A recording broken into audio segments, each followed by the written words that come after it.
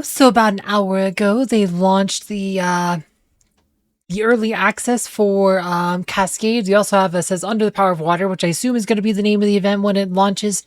But yeah, this is actually pretty cool. Like I said, he has a very said. I really like his appearance. He has a very androgynous appearance. I actually really like it. It's kind of cool. But yeah, early access. So if you want to buy him early, you would get an instant access to him. If you bought him, you can get it earlier. But you can buy purple, 3-star, level 40. Wow, that unique is something very. I like it. I actually like it. But and then you can do 4-star orange and 5-star red. So all of those are options. It's $200 for red. I don't think it's worth it. If you want to unlock them early, I think you're best off just buying the purple one. Especially if you've been playing for a long time, you probably have all the stuff you need to actually up his gear. You won't get his souls, but 3 stars, like, though his event will drop and you'll be able to get souls during the event. And he'll probably be Hero of the Month in a couple months, kind of like Lyria was Hero of the Month for a couple months ago, and we'll probably have Goose as Hero of the Month soon too. So, like I said, you'll probably be able to get his soul stones in the very near future if you only go 3-star. If you want to unlock him early, otherwise you could just wait a week and get it when everyone else does. I don't see a reason to spend extra money unless you really want this unique, which I could totally see because that one's pretty cool looking. Like, look at this, this unique, so cool looking. I like it. It's cute. Yo. It almost looks like a goblin in it, but that's just said. Yeah, I like it. But yeah, so let's go. I guess we can look at his abilities here. So Hydrokinesis, when activated, summons a powerful downpour that deals 15% magic damage. 50% magic attack as damage per second to enemies for 6 seconds during the rain. Enemies receive 17.75% less healing and cannot be resurrected. So healing reduction, okay, maybe you'll able to raise that healing reduction by leveling that up. Tidal Wave. Hero transforms an unstoppable wave that surges through enemies, dealing 45% magic attack plus 250 magic damage, scattering them in random directions. So this is kind of like, it's going to have synergy with Krista, kind of like how Via of the Storm scatters kind of moves their enemies in kind of random directions. This could be the same thing, but it's not an ult. It's not tied to an ult, so like Lars Eye of the Storm, and he ults with it, which puts up a magic penetration buff, which might be better, but you could in theory use this both Krista, Lars, and Cascade all at once.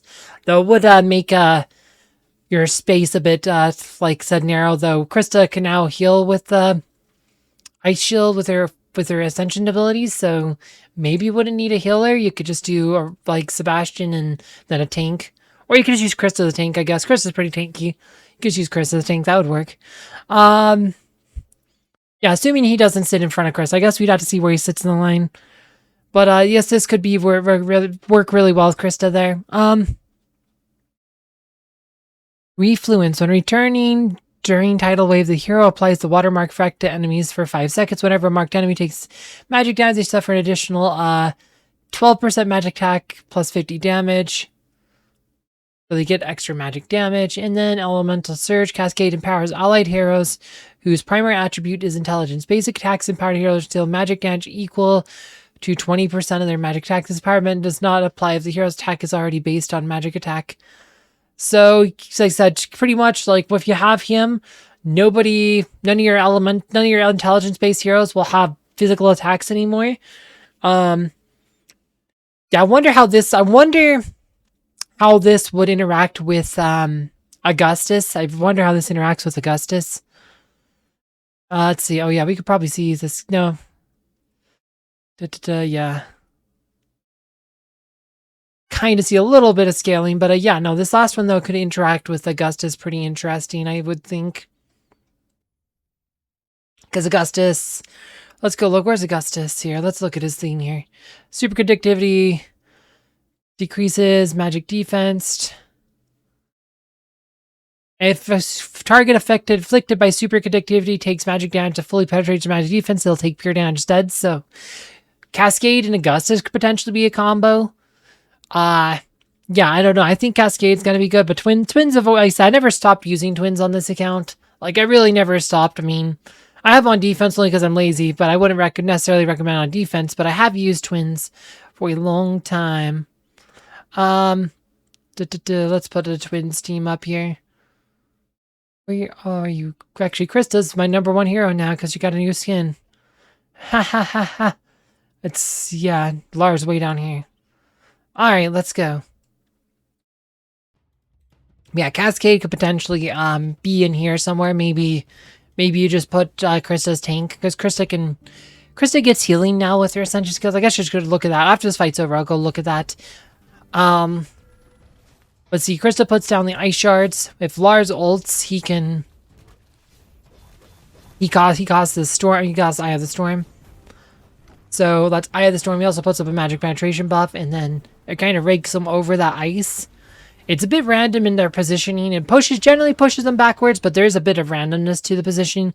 And Cascade's going to give like a second ability that can randomly push, but instead it's not locked behind an ult like Lars is. So Lars just kind of works well because you get to make sure that penetration buffs up before you rake them across the ice. Whereas Cascade's is not. I don't know what Cascade's going to buff. Do we know what Cascade's going to buff on his artifacts yet, though? That's a good question. But yeah, she got an Ascension ability. Yeah, when allied heroes deal magic damage to target as a watermark, they restore 50% of the damage dealt and health. So they pretty much give some vampirism when watermarks are on with your magic damage ones. And so she can kind of become a healer tank in a Cascade team. And so maybe you don't need like a healer. Like you could just... So you could use Krista as your tank or your healer. Like I said, you put Sebastian with Cascade Lars and you have one more spot. I mean, almost always Sebastian. Sebastian's just like evergreen. You always need Sebastian. But yeah, like I think Cascade is gonna... I think Cascade's going to be very relevant because the Twins never really stopped being relevant because they're just one of the best attacking teams of all time. And we're going to have another guy who could potentially work well with them. And Krista, I said, Krista's pretty tanky versus like Ishmael teams and stuff too. Let's see if we can find an Ishmael team. I've done a video about this the other day though, so I might just link that here. But anything else to click on related to this? I don't see anything. So, yeah, it looks like we're just going to have this Under the Power of Water event here in about a week here. I guess it'd be the 22nd. I guess it's the 5th, so today's... I guess it's the 14th for me, but I assume it's the 15th game time, so they'll probably advertise as being on the 22nd. I might have to do a live stream. Anyway, not too much more to say on this one. If you want to see my last video where I talk about Krista's new... Like, Krista... getting like a new Ascension abilities and whatever, you can find that video down below.